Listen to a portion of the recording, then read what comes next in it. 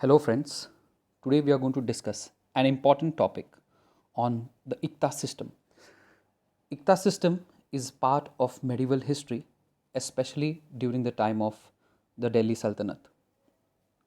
Now, Ikta system is important as Delhi Sultanate which had come in the middle of the 12th century AD, set up by Muhammad Ghori, who is the founder of Muslim rule in India. The founder of Delhi Sultanate was Qutbuddin Aibak. Then we have the real founder, who is Iltutmish, and so on and so forth. So we are going to discuss the Ikta system because for an empire, administration and revenue is one of the most important factors for an empire to survive. And because of Ikta system, Delhi Sultanate was able to rule over India from 1206 AD to 1526 AD. That is when we have the first battle of Panipat and the Mughals coming in. Now, what is the Ikta system? We are going to discuss the Ikta system in detail. But before that, we should know a background of when did the Muslim rulers enter into India. We know medieval history ends at 750 AD. We have the Muslim rulers entering India. We have Muhammad bin Qasim, first Arab who enters India. Then we have seen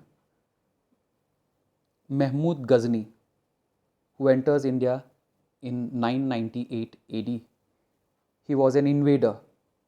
He attacks India from 998 AD to 1030 AD. He attacks Somnath in the year 1025 to 1026 AD. Destroys the Somnath temple in Gujarat. Then we have Muhammad Ghori who comes in.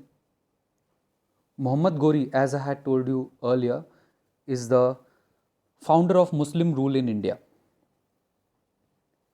His two battles are famous, that is Battle of Tarin I and Battle of Tarin II with Prithviraj Chauhan of Delhi. Then we have Muhammad Ghori fighting against Jaichand in Chandawar, and he sets up the Mughal rule, the Delhi Sultanate in India. The Delhi Sultanate is actually founded by Qutbuddin Aibak, who was his slave. And to set the empire and to administer it properly, some form of Ikta system had initially started.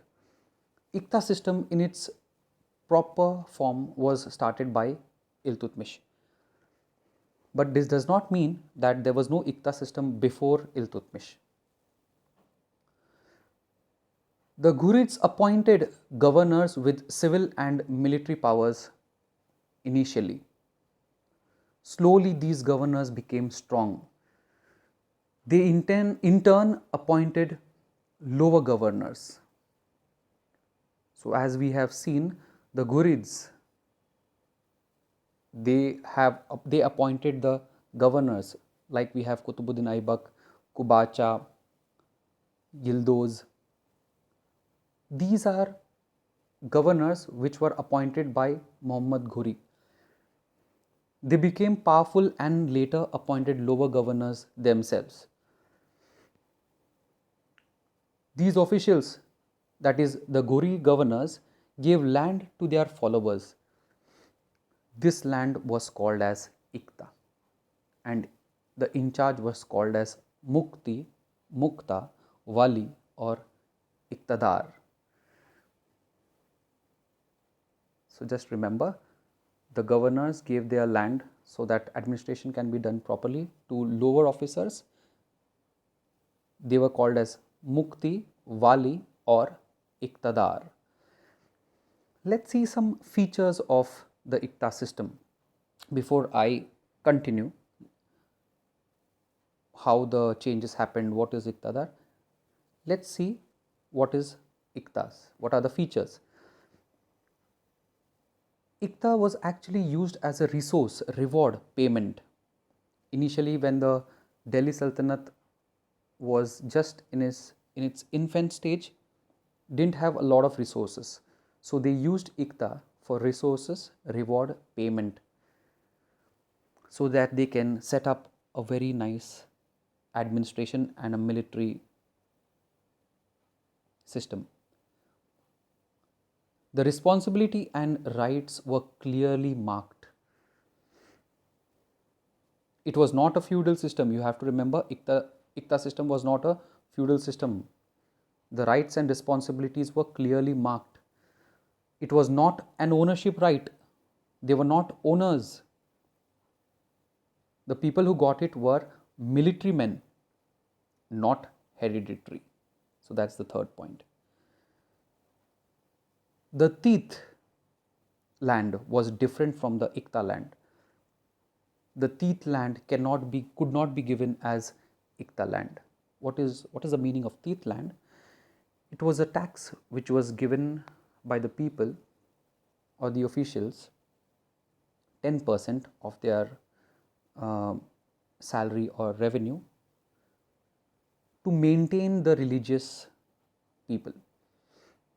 So this was the Teeth land. Okay, so 10% tax given by the people to maintain the religious officials or for the religious purposes. Now this Teeth land was different. It was not from the Iqta land that the Teeth land was given. Iqta land came from the Kharaj. Just remember, Iqta land came from the Kharaj. And as I had told you, the fifth point, no ownership, no hereditary. Iqta land was given to military officials, soldiers. Big land was given to Mukti or Wali. Small Iqtas were given to Iqtadar. They were only given revenue appropriation right. That is, they only had the right to take revenue. A lot of right was given to the peasants. They had to maintain law and order. Troops were maintained by the Mukti or Wali. So we had seen it is a resource, it was a reward. They had responsibilities. It was not ownership, it was not hereditary, it was not part of the Teeth land. No ownership. Big Iqtas are held by Muktis, Walis, and small Iqtas by Iqtadar. Now, important part of Iqtas was Fawazil. What do you mean by Fawazil? The Iqtadar, when he collected the revenue, gave some part of it to the state and some he kept for his personal expense and maintaining troops. The party which he gave to the state was called as Fawazil. So just remember this word, Fawazil. And he kept a Naib Ariz, a Mukti or Wali appointed a Naib Ariz to represent him at the center. It was not feudal but a bureaucratic structure. Just remember. Now let's see what are the changes which was done after Iltutmish, or what was the evolution. So first we will see during the time of Balban.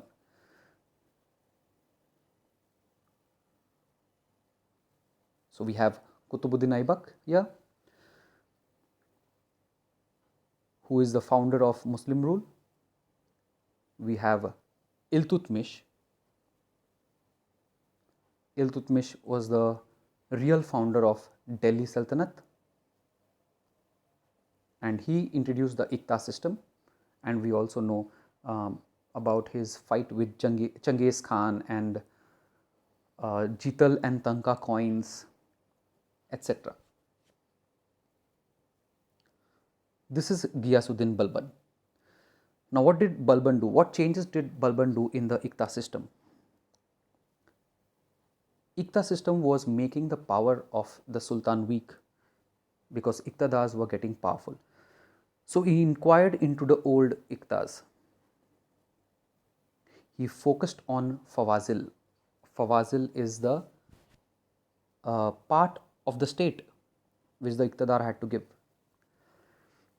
He also appointed Khwaja so that he could check on the Muktis. So Balban was focusing on the old Iqtas so that he could make his position strong.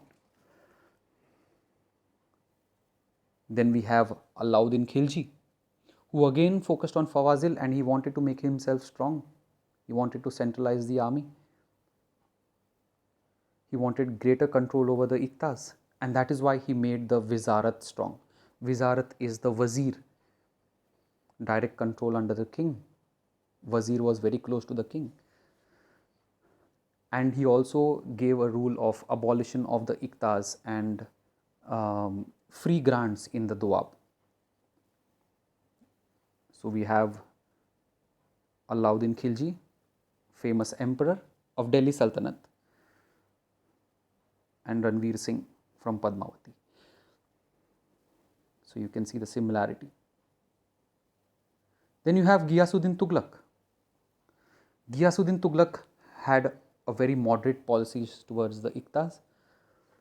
He focused on Hasil and saw to it that the Muktis were not taking a lot of money. Hasil is the actual produce, not on the basis of past records. Then an important person, Muhammad bin Tughlaq. Oh, I'm sorry. Sorry for this.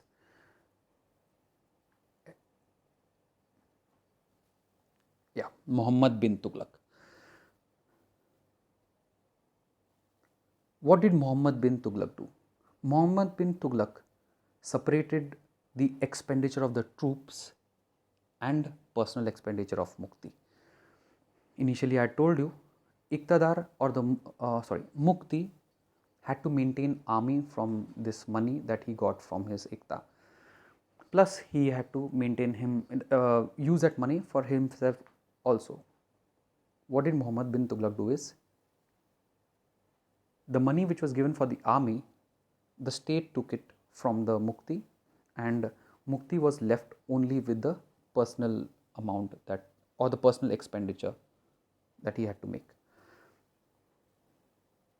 So the troops were paid by the state and Iqtas were for personal use only. You get the reference from Amroha. Then you have Firoz Shah Tughlaq.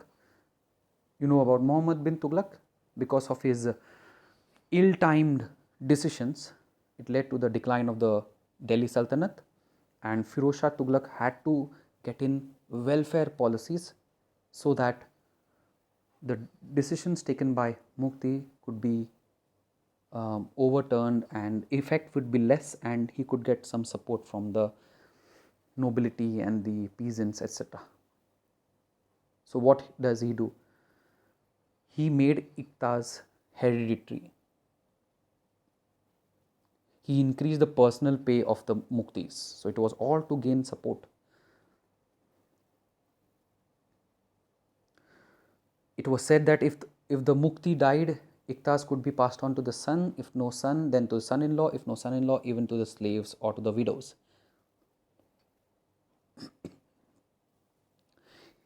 He fixed the Jama at 6 crores and 75 lakh tankas. He brought in a very unique payment strategy, that is to the soldiers, which was called as italaq. It was a kind of a draft. You can say an instrument where the soldiers could redeem anywhere when they were out on a war or a mission. A new arrangement, that is Waj, which means revenue of a village was given to some contractors, was introduced. Like we had later the revenue farming. And finally, we have Sikandar Lodi. of the Mughal Empire, the Delhi Sultanate. Before the coming in of the Mughal Empire, we know Ibrahim Lodi was the last of the Delhi Sultanate. So before Ibrahim Lodi, we have Sikandar Lodi. He stopped claims over Fawazil. New terms, Sarkar and Pargana, came into being. And this is about a brief, you can say, about the various steps taken by the various sultans. You have Balban, you have Alauddin Khilji, you have Ghiyasuddin Tughlaq, moderate policy. Muhammad bin Tughlaq made the policy a little rigid so that he could get more money. We have Firoz Shah Tughlaq, more of welfare, and then finally Sikandar Lodi. What was so significant about this Ikta system? So we saw Ikta system was where land was given to the lower level governors so that they could take care of the law and order and the maintenance of the army, etc. But it was not ownership, it was not hereditary. Keep this in mind. What was the significance? It became an important pillar of the system in the Sultanate. It was an instrument of centralization. Responsibility given to the military officials. Fourth point is helped in provincial government also. So the central government need not worry about the provincial government. The Iqtidars or the Mukti or the Wali took care of it. It was a mode of payment, revenue collection. It was a revenue base and helped in maintaining troops also. There were some limitations.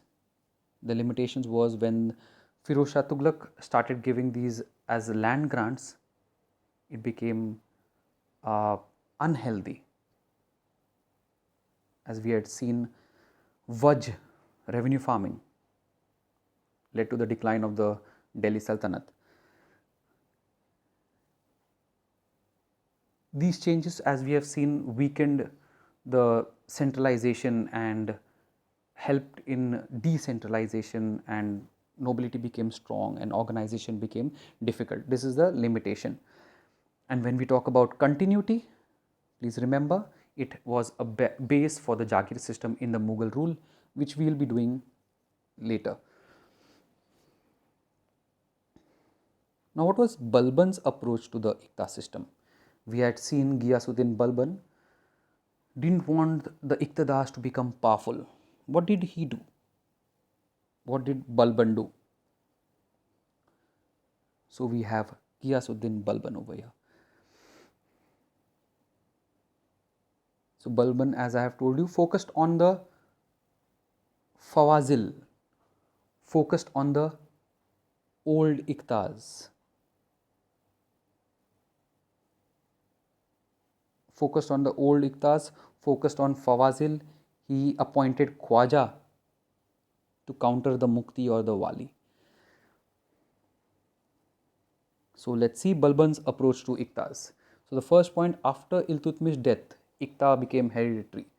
Thus, the Muslim rulers felt difficult to maintain or to keep a check over the rising power of the Iqtidars or Muktis or Wali.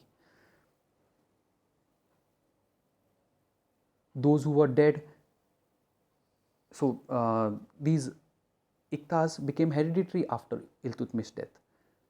The people who, or the descendants who took the Iqtas, they thought it was an inam, or inam means something given as a free gift for religious or other purposes. This was not like by Balban. It was not an inam, it was not hereditary, it was not ownership. But the descendants after Iltutmish took it as hereditary.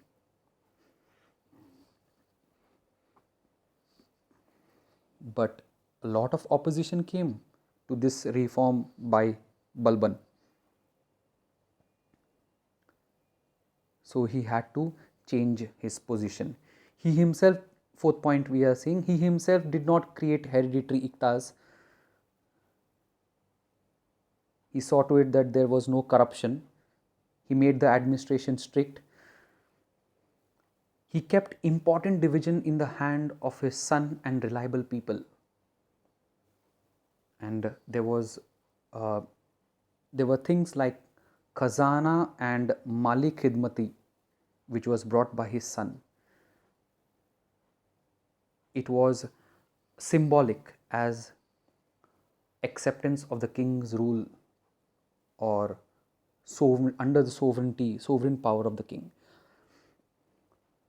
There was a Khwaja, as I have told you, to keep a check on Mukti, mostly to see to it that the Khwaja and the Mukti don't collude.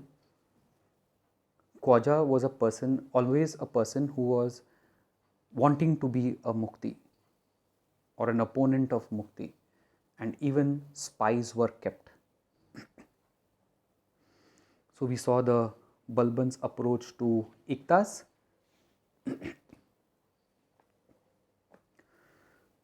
Now what we are going to do is, we are going to see the revenue administration under the Delhi Sultanate. So we saw Iktas, now we are going to see the revenue administration under Delhi Sultanate. The Delhi Sultanate was mostly an agrarian economy. Land revenue was important, kharaj was important. Farmers were taxed the most, and the farmers were taxed on their produce. Land revenue administration evolved as frontiers increased. So the Delhi Sultanate expanded, land revenue became more, and administration increased. Yes, because of the increase in administration, you have more expenses, and that is why we need more money. That is why land revenue had to be increased. Village became the basic units. Peasant did not have property rights. Peasant did not have property rights. Land was abundant. Peasant had a lot of rights, and welfare was done, but remember, they didn't have the ownership of the land. Peasant did not fear that their land will be taken, because there was lot of land, abundant land. What they feared was the superior classes claiming over their produce, their hard earned or hard worked produce. State held the Khalisa land. Khalisa land was where the state were taking directly the money from the peasants. Revenue was collected by the Amil in the Khalisa land. Other land was given as Ikta, and here in Ikta land, the Mukti or the Wali took the money.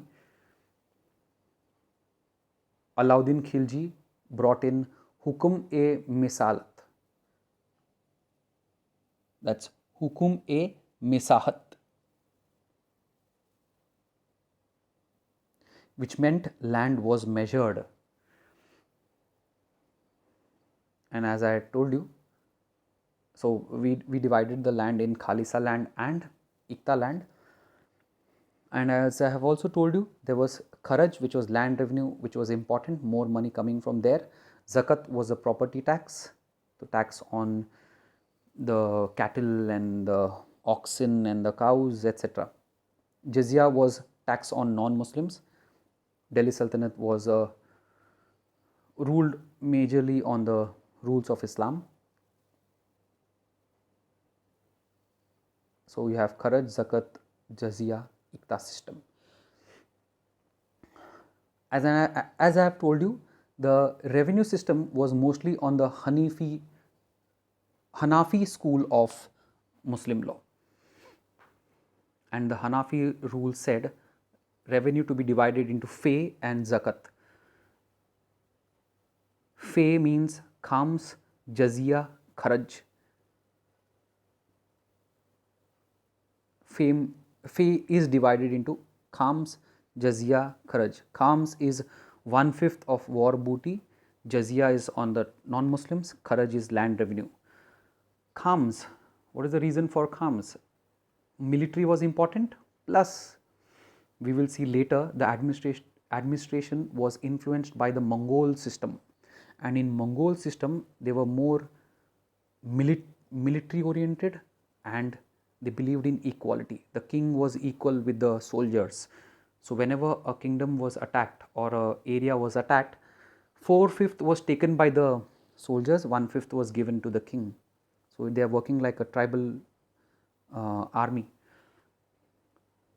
And then you have the zakat, that's the property tax. So fay and zakat. Initially Muslims were exempted from Kharaj land, but later it was found impracticable, and that is why the Muslims were also charged, or they had to pay the taxes. Liberal policy towards landholders. It was not like the British rule who exploited, and exploitation was there but not in that extent. Even welfare was done. So we saw Iqta system, then we saw the revenue administration under the Delhi Sultanate. So general revenue. Now we are focusing on the land revenue.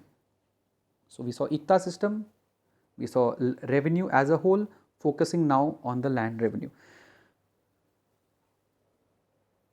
So when we talk about land revenue, first we will see the types of land which were present. The types of land which was present was Khalisa land, Iqta land, land under Hindu chiefs, and the Waqf or the Inam land. Khalisa land, as I have told you, that's under the king. Iqta land under Mukti, land under feudal chiefs, that is Hindu chiefs, where the Hindu rulers were there, and Waqf or the Inam land. In the Khalisa land, the officials were very important, revenue officials were very important. It was under the Amil, that's in the Sheikh. So it was divided into, Iqtas were divided into Sheikh, then you have the village. The Sheikh was under the Amil, he was a revenue collector. In the village you had Chaudhris and the Muqaddams and the Patwaris. Village, remember, Chaudhri, Muqaddam, Patwari, and in the Sheikh, Amil. So this is in the Khalisa. In Iqtas, we know it was Muktis and Khwaja to keep a check. In the third category, that is the Hindu chiefs, the tributes were fixed, and these tributes were given by the Hindu chiefs to the Muslim rulers. And finally, we have the Waqf, where the money was not paid, it was Inam, it was free gift. So we have 4 land: Khalisa, Iqta, Hindu chiefs, and Waqf. Now let's see various kings, how do they do the land revenue. So we had seen Qutbuddin Aibak, a crude form of land revenue, very basic. You can just see the Iqta system rising, Iltutmish bringing the Iqta system, Balban evolving. He is called the consolidator of the Delhi Sultanate, and the real person is Alauddin Khilji, who actually organized Iqta system, or evolved. Iqta system actually evolved to its peak during the time of Alauddin Khilji. So what does Alauddin Khilji do? And we have discussed earlier, Alauddin Khilji, he revoked the Inam, Waqf, Mafrui, Idrar lands. He abolished the privileges of the Khots, Muqaddams, Chaudhris. These were the village level officers. He charged Ghari and Charai. Ghari is the house tax, Charai is the pasture tax. He had an anti-liquor policy. He had a tax on drugs. He abolished Tari or Bagni and tax on drugs. He forego the liquor tax, drugs tax. He appointed Diwan-e-Mustakaraj, that is, whoever did not pay the money, Diwan-e-Mustakaraj would take the amount. He abolished zakat on cattle. His focus was on measurement. So, Hukm-e-Mesahat, measurement of the land, very, very important. And finally, the tax was based on per biswa, that is 1/20th of bigha, and he had the examination of bahi or patwaris. So remember, abolition of privileges, abolition of free land, abolition of liquor policy, Diwan-e-Mustakaraj, increasing of tax. Remember, the tax was 50% during his time. He extended Khalisa in Doab region. Then we have Ghiyasuddin Tughlaq. Yeah, this is on your screen. We have Alauddin Khilji and Ranveer Singh, who played it very professionally and nicely. We have Ghiyasuddin Tughlaq, who had a very moderate policy. He shifted from Musahat to Batai. He built minor canals. Then we have Muhammad bin Tughlaq. Again, that's an error. Muhammad bin Tughlaq, yes. He tried to bring Alauddin Khilji's system of taxation back. His tax reference is given by Ibn Battuta. He created the Diwan-e-Kohi, that is Department of Agriculture. He invested 70 lakh tankas over 2 years for agricultural development. And one of the important thing was Sondhar, that's the loans for for agriculture was given by during his time. And he increased taxation in Doab. The problem with Muhammad bin Tughlaq was the implementation and the timing was not proper. Then we have Firoz Shah Tughlaq trying to make good all the decisions which were taken by Muhammad bin Tughlaq. He wrote off Sondhar. He made new estimate Jama. We must remember Khwaja Husamuddin, who was appointed for estimating the tax and the budget, etc. He abolished miscellaneous cesses, that is abwabs, which was put by Muhammad bin Tughlaq. He built a number of canals. He is famous for his gardens, his tanks, and his welfare. And he introduced Haq-e-Sharb, that is irrigation tax. Haq-e-Sharb, irrigation tax. Now this was the land revenue system. So we saw ICTA, we saw the revenue administration as a whole, we saw land revenue system. But what was the problem in the land revenue system? What was the weak aspects? First of all, the assessment was not proper.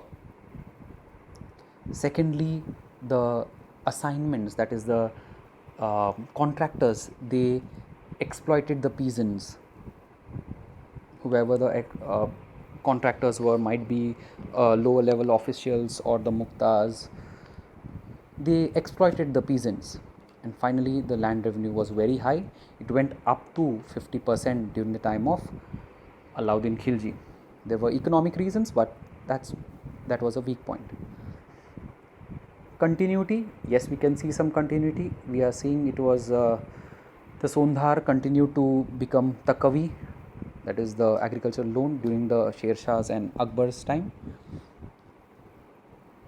The land measurement, Musahat, Hukm-e-Musahat, later became the measurement during Sher Shah. So this is Firoz Shah Tughlaq. Now let's see agrarian taxation during the Delhi Sultanate. So we saw ICTA, we saw revenue administration, we saw land revenue, and now we are going to see agrarian taxation during the Delhi Sultanate. So as I had told you earlier, taxation was on its peak or evolved during the time of Alauddin Khilji. Tariq-e-Firoz Shahi gives a description of Alauddin Khilji's agrarian policy. Remember Tariq-e-Firoz Shahi.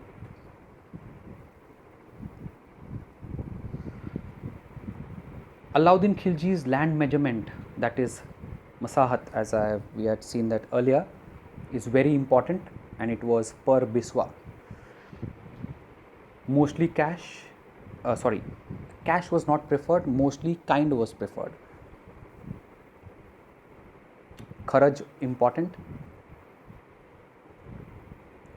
Ghiyasuddin Tughlaq tried to have a moderate policy.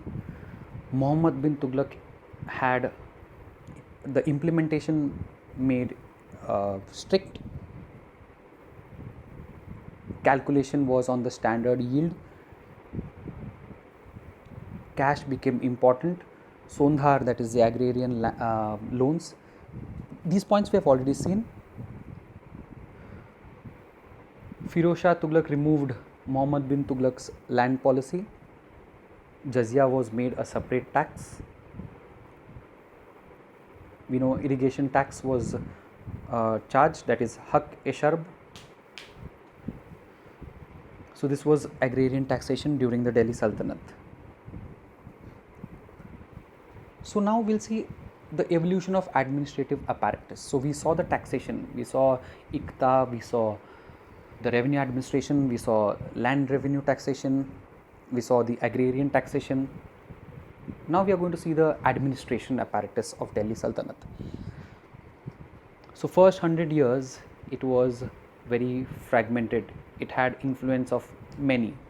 It had influence of West Asian, Central Asian, indigenous areas out of the West Asian or the Central Asian powers.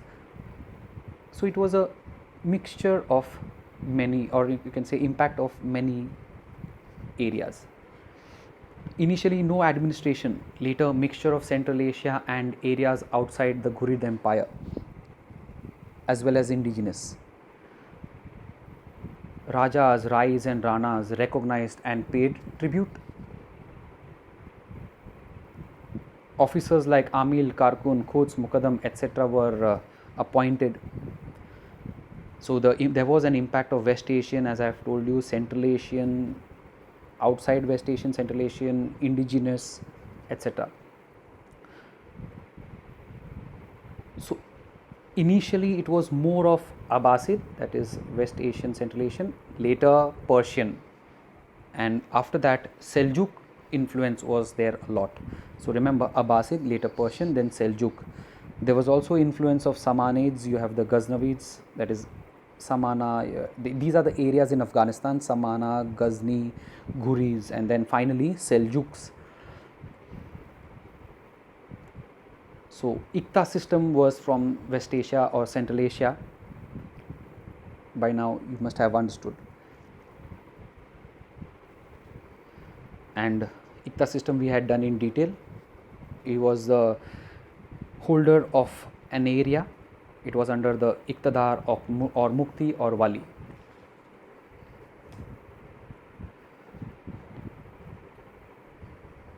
There was a lot of Mongol influence later. Before that, we'll see what was the influence on the ICTAs. ICTA system started during the Abyssinian period, as I have told you, and then later we have the Seljuk influence. Three things which were very important in the Delhi Sultanate. First of all, it started with bureaucratic rule, but later ended up in the mercenary armies. So by force they tried to rule in India.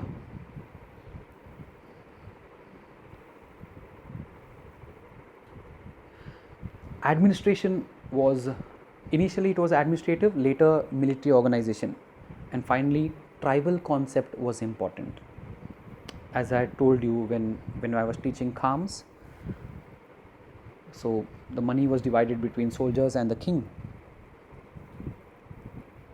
ICTAs present in West and Central Asia, Then we know the Mongol influence. So when we talk about the Mongol influence, we have seen almost every influence in Central Asia, West Asia, the Abbasid, the Seljuk, and also Mongol influence. How do we see the Mongol influence? Because we are going to see why we tell that there was Mongol influence.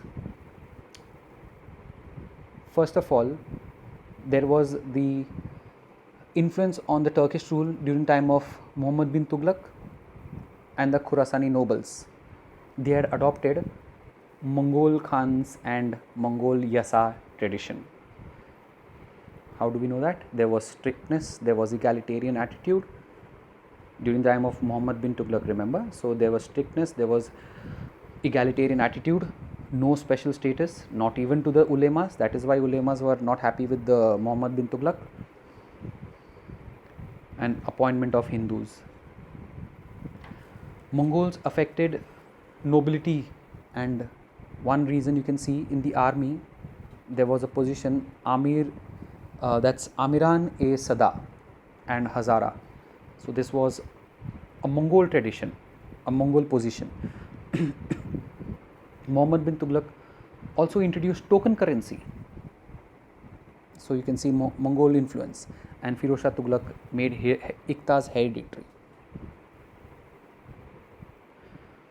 What was the unique features introduced in the Indian subcontinent? Islamic rulers over non-Islamic subject. That is why they had to work according to the situation and balance religion with administration. General character remained the same, but individual personality of the Sultan mattered. Taxation was based on Quran. Upendranath Dey says that sultans adjusted to the indigenous situation. That is what I just told you. The principles were from Central Asia and West Asia, but the people over here were Hindus, and the culture was different. That is why they had to balance it.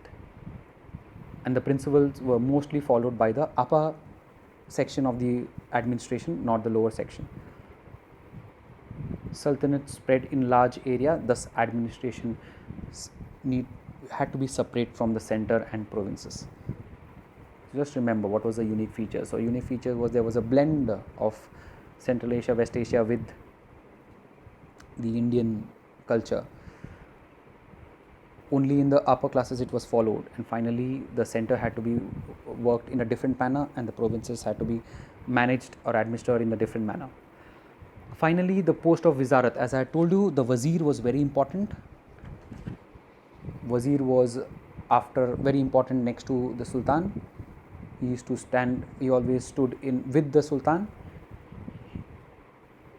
It was derived from the Persian or the Abbasid tradition. The post of Wazir was important there. He was a general supervisor. The Wazir actually shaped the course of history. Example, Nizam-ul-Mulk. So one example you can give is Nizam-ul-Mulk, who played a very important role. Nizam-ul-Mulk Junaidi, you can use the right word. He was a Wazir of Iltutmish, Sultan Iltutmish. And he said the Muslims are salt in a dish. What he meant was we need to work according to the Indian situation. That is how Sultan must have taken up his advice and worked accordingly, toning down the Islamic features of the Delhi Sultanate. Wazir takes decision after Sultan's permission. So Sultan's permission. Finally, Sultan was important, and Wazir was not powerful than Sultan except Khwaja Muhassab. Muhassab was very, very important, as Masood Shah, who was the Sultan, was weak. Then Wazir also played other roles like collection of revenue, recruitment of the army, appointment of tax collectors, checking of accounts, inspection of workshops, etc., etc. Main function was to look after financial organization. Remember, Wazir was also looking after financial organization. He was to advise the Sultan military expedition, supervising payment, army, land tenure, land revenue collection, as I just told you, budget of the state, and finally donation, charitable donation. He was looking after that. Means royal building, intelligence department or under him. Karkhanas were under the Wazir.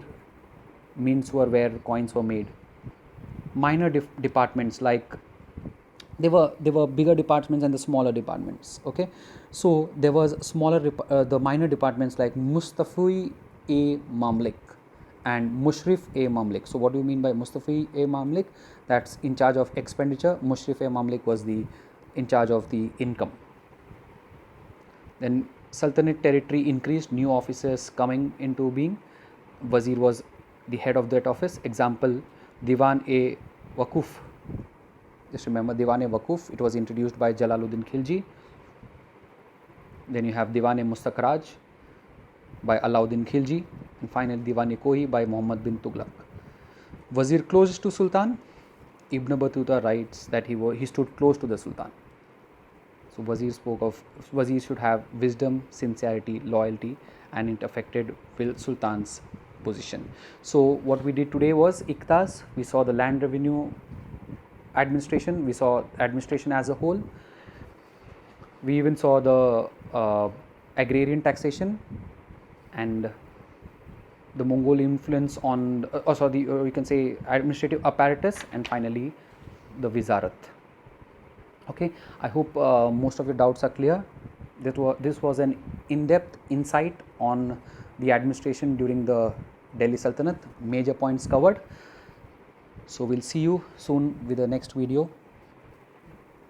Remember, Knowledge Valley believes in asking questions is the source of knowledge.